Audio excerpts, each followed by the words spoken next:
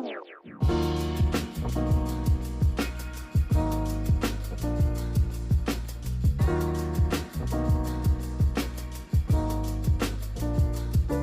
to another episode of GQ Speaks, your go-to platform for insightful conversations, captivating stories, and thought-provoking discussions. GQ is a series of experiences, and we're just making sense of that as we go along. That is what we're doing here, one conversation at a time. So sit back, relax, and let's dive into our episode.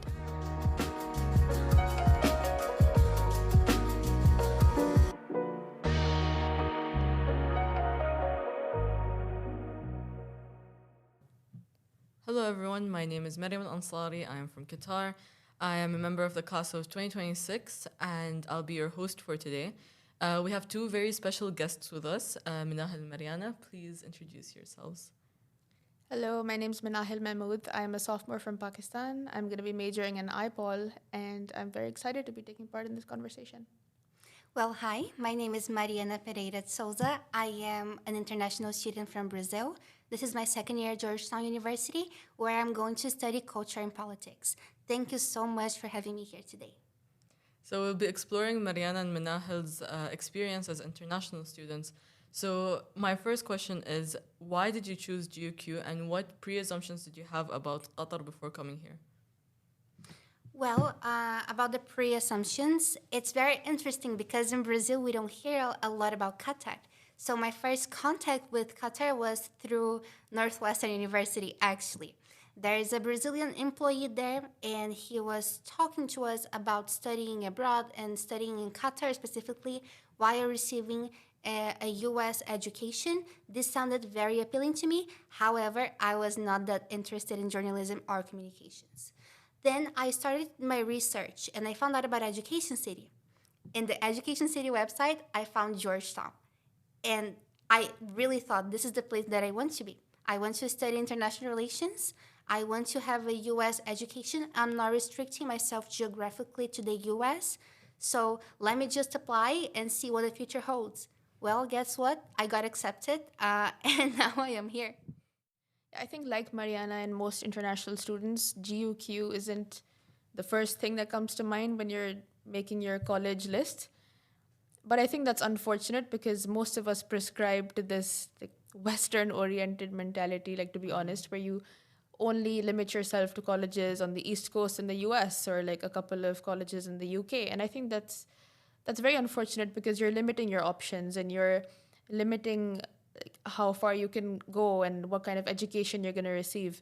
So I was very fortunate because I was able to take a year off after graduating from high school. And during that year off, I worked at a couple of places. I explored my interests outside of the high school bubble. So that allowed me to define my interests on my own terms. And what that led to was me developing a very, very outlandish, geographically diverse list of colleges that I wanted to go to, one of which was GUQ. And so when I came here, I admit, I had some reservations about being in this very small country in the Middle East. I was thinking, is this going to be a US university, but with a fraction of the resources and a tiny population? Does this mean that I'm going to have a very, very limited college experience compared to my peers in DC? All of these thoughts definitely did come to mind. And I think a lot of the freshmen now can resonate with this because, and I don't mean this with any disrespect, this is just an observation that I've had that I hope changes in the future. But I've noticed that a lot of people who come here feel the need to justify why they ended up at GUQ and not somewhere in the US or a great university in Europe, and I think that's very unfortunate because when you actually get to know the people here and you go to the classes, you discover just how amazingly qualified the professors here are. People who study here are so smart. The research that they're doing is incredible. The resources that are poured into this university by QF and all the sponsors and everyone who works here is amazing. And frankly, the one-to-one interaction that you have with professors is also really, really great. And you can't find any of this in DC, or at least not to the same extent. So I came in with reservations because I didn't know what to expect. But I have to say I was very pleasantly surprised by the student body, how diverse it was, the professors and how accomplished they are. And All the possibilities here, they were very amazing. Yes, I do think that Georgetown brings the best of both worlds. You have such a rigorous and very qualifying education. At the same time, they are within a very safe and welcoming community. So I second everything that you said. So, Minahil, you mentioned your first impressions here. That we'll jump to this question now. So, what were your first impressions when you came here? I have to say, I was very pleasantly surprised by just how diverse the campus is. And I know everyone says this, and it's in every college brochure, and every university in the world claims to be diverse. But when you look at where we're located in a country, in a very small country in the middle of the Middle East, and then you have students from literally every corner of the earth. Like you have students from Laos, Cambodia, China, Russia, North America, South, like every single continent is represented in this campus. And I think it is a massive understatement to say that this is such a rich and diverse campus. And I realized very early on that most of my learning wasn't taking place in my pro-seminar theology, philosophy classrooms. It was in conversations like this, obviously not recorded with the pressure of everyone listening.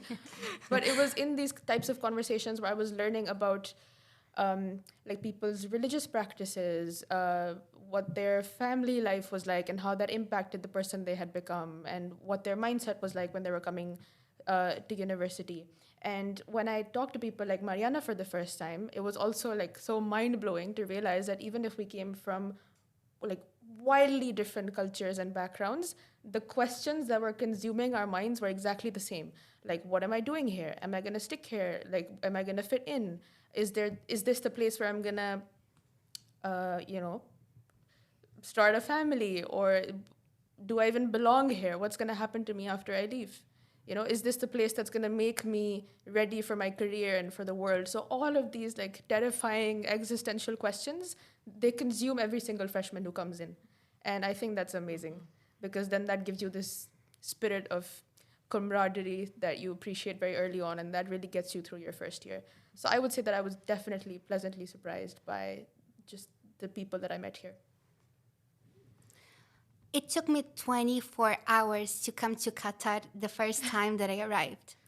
So I was so tired that I feel like I didn't even have time or the mental capacity to observe the environment. But I do remember that Maryam, yes, our host, asked me to record myself when I was leaving the airport. At the time, I was wearing glasses. They got foggy. I was wearing a black shirt and jeans, and immediately I thought, I'm not going to be able to live here. This is too hot. Also, something very interesting to me when I was going from the airport to the dorms is the distance. Imagine that Qatar, the entire country, is the size of half of the smallest state in Brazil. So I couldn't believe how fast we just arrived at the place. And 1 week later, guess what? It was raining here. So it didn't matter what my first impression was. I kept being positively surprised. Another thing that I agree with Minahil is that Qatar, especially Georgetown, has a global ecosystem within a country, without a very small geographical space. So we might come from different backgrounds, we might have different beliefs, but inherently, there is something uniting us all here. And just like you, Minahil, I feel that the vast majority of my learning comes from outside of the classroom.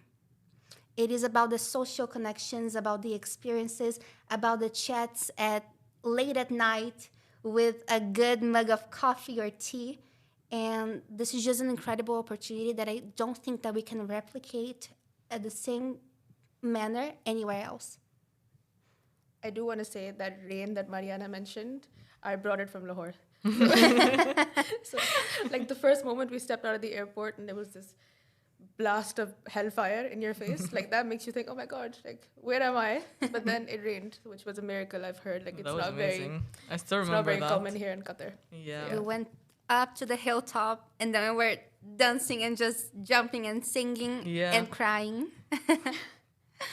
Yeah. I remember I was wearing my galabia and it was like wet. I entered the building cold, freezing, but that was such random rain. But anyways, so My next question for you guys is, how was settling in Doha? For me, the process was actually very interesting because I feel like I have started to know the people who I was going to live and study in before even coming to Qatar through Instagram. So when I came, people already knew me and I already knew some of the people, which was easier because then you already established this friend group in a way, or like you at least have this network of people that you know. And the process, I think, to me was particularly interested because I befriended a lot of the locals and Qataris, which made me get to know Doha from an entire different perspective. So let's say instead of going to Mall of Qatar on Thursday or Friday, I would go to my friend's house and then drink gahwa and try karak and have all of these special dishes. So it was not as hard. Of course, I felt homesick. I used to cry a lot um, at Georgetown, at dorms, because to me it was an entire shift. I was not used to speaking English 24/7. My entire education, my entire life has always been in Brazilian Portuguese. I was the first one in my family to ever go abroad to study. So I was pioneering a lot of things in my life, and I didn't exactly know how to cope with it. So having the support of the people that I had met, not only internationals but also locals, and especially locals, because I feel that they didn't have the burden of having to deal with their own homesickness and their own issues of having to build their lives from scratch, was very important to me. Yeah, I second that. Qatar is a very hospitable community, and the same can't be said for every culture. Like, people really go out of their way here to make us feel welcome, which I really appreciate. And in the beginning of our freshman year, there were so many resources that were made available to us. Like, as far as I know, like FYE and all these programs are relatively new. Like, they didn't really exist a long time ago, or at least the way they work now, with like the one-on-one communication that you have with your captains and upperclassmen. That's pretty new, and that was great because it allowed me to get to know a lot of people in a very short period of time.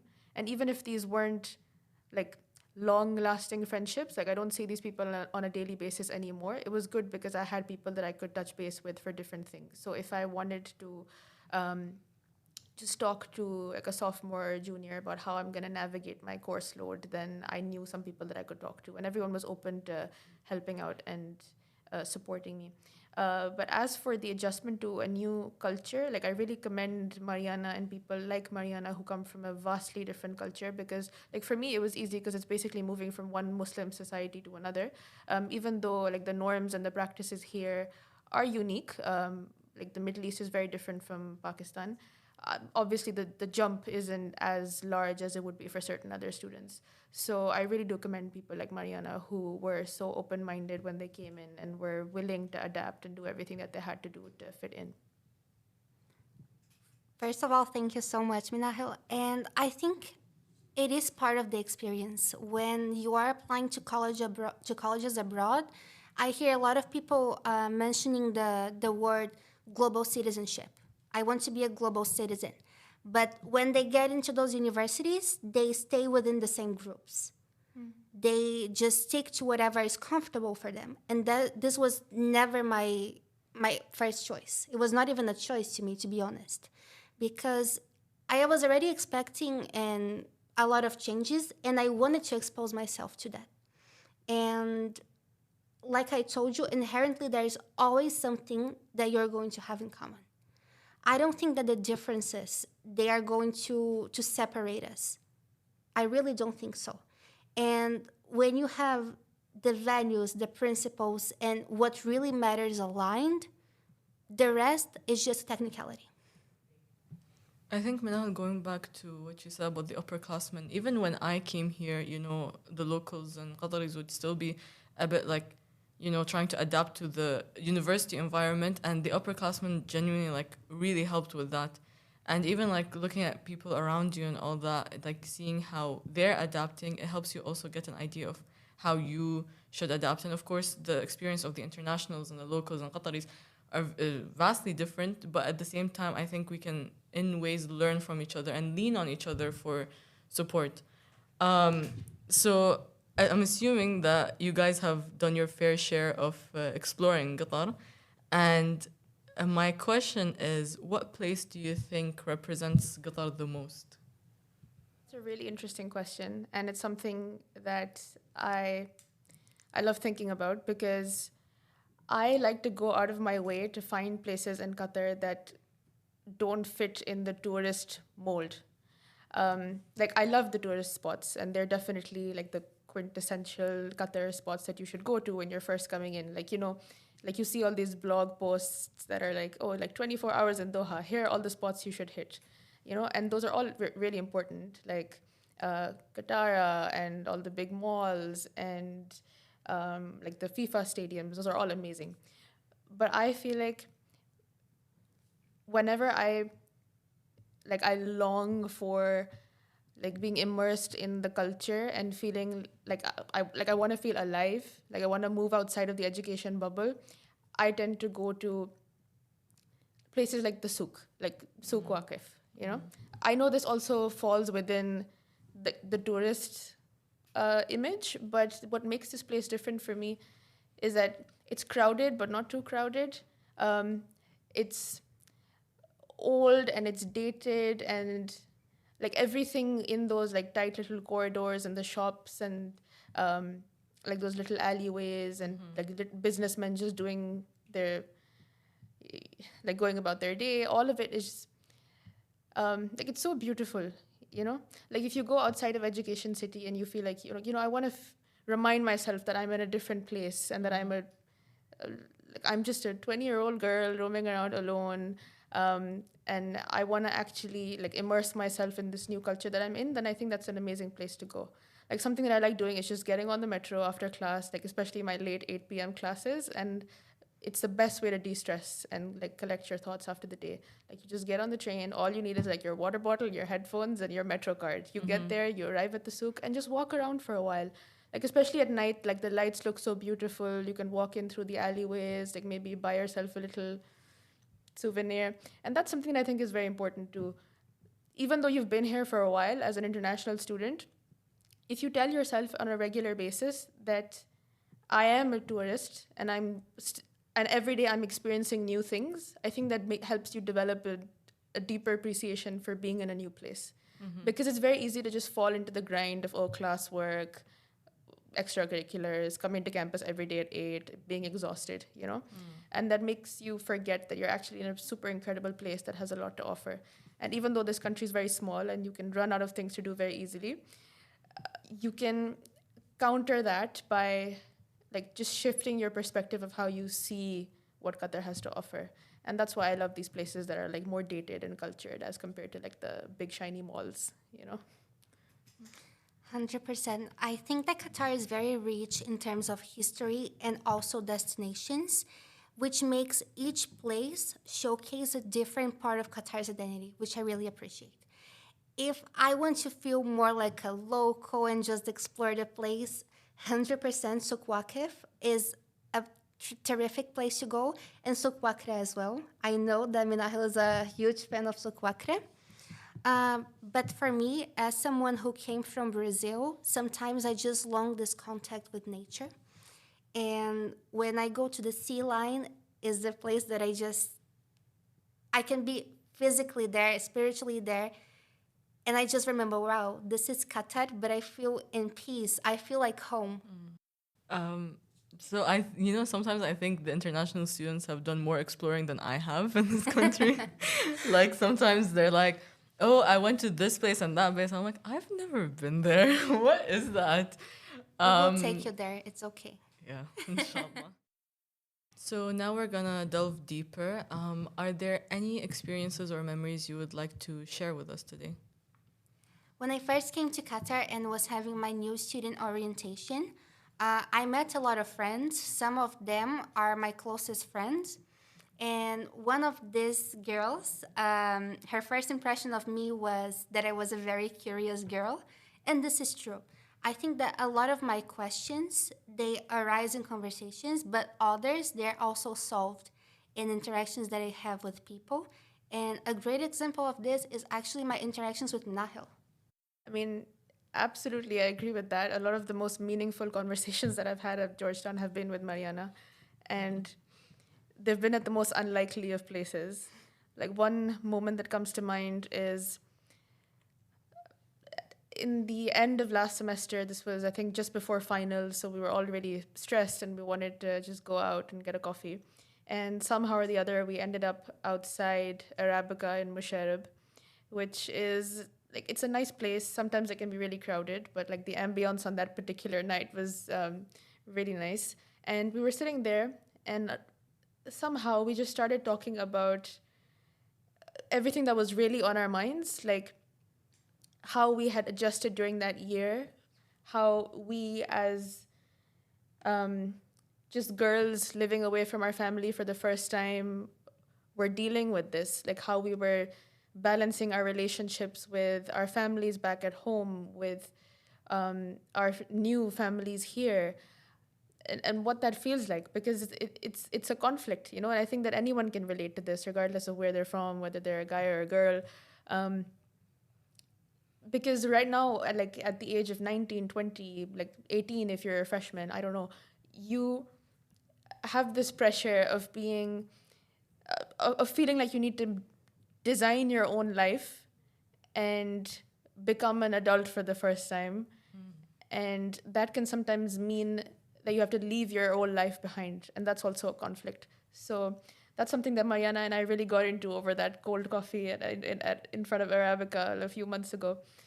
And it's funny because these conversations keep coming up whenever we sit down. And I don't know if it's because I remind her of all the existential problems in her life, or just because it's something that we find easy to talk to each other about.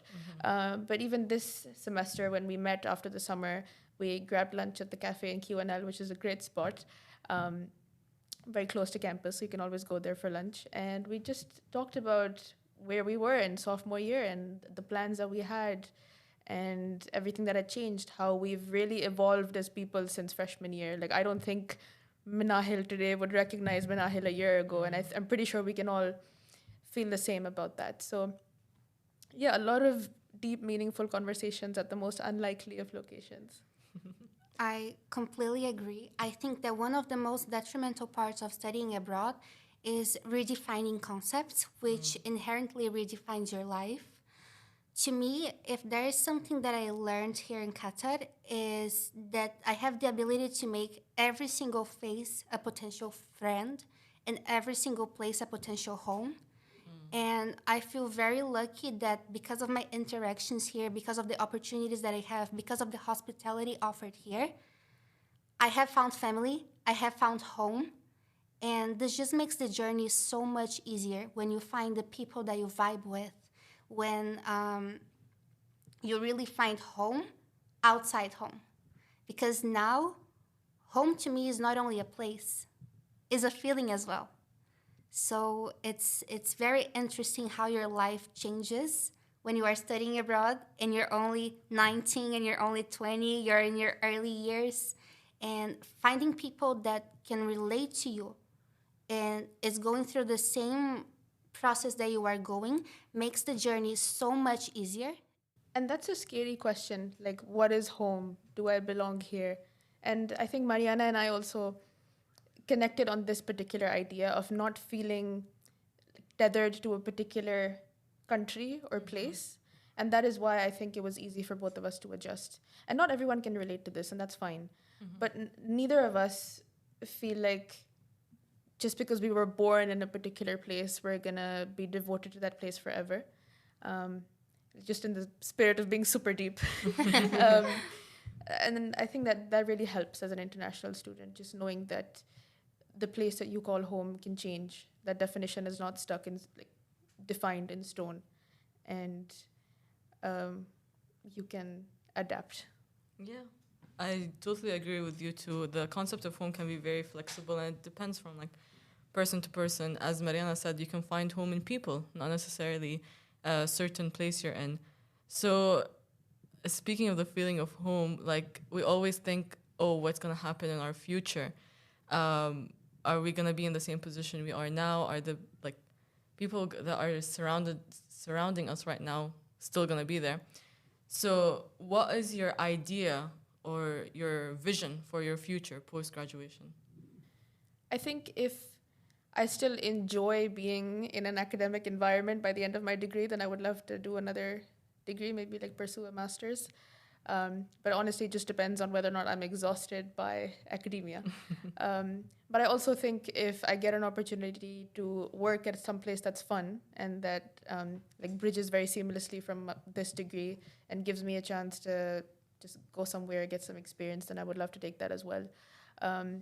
But just like I was at the start of this degree, I'm pretty open-ended, very like open-minded, and I think I'm willing to explore my options. But I'm glad you brought this up because I know this is a question that we need to start thinking of early. As scary as it is, it's something that we should all keep in mind. Mm-hmm. I do believe that there is no such thing as stability. However, there are some things that I would really like to stay the same or prolong it for as long as I can. And one of those things is actually remaining in Qatar. My professional plans and endeavors, they change every 10 business days. And I am okay with that. I understand that this is the part of exposure and getting to know new people and new career paths. And honestly, I don't even think that our generation, we're going to stick to one job and one career for the rest of our lives. Right now, I really want to stay in Qatar and work with culture, sustainable development, maybe cultural heritage and museums. But I'm also open to changes. And I think that studying abroad really teaches you that you need to adapt, you need to be quick, and it's okay. Sometimes plan A is not the best one. Mm-hmm. You have the entire alphabet. It's fine. You're going to be fine. It doesn't matter what choice you end up making or what path life takes you, but you're going to find happiness there. Thank you both for giving us a valuable insight into your experiences. And similarly, if the listeners would like to share anything of that kind to the wider community, you'll have the option to come here to the Innovation Lab yourself and record a podcast episode.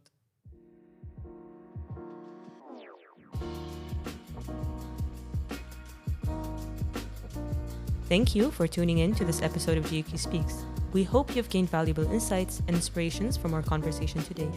If you enjoyed this episode, please don't forget to follow us on our Instagram page at GQ_speaks and be sure to leave a review on Spotify to show your support.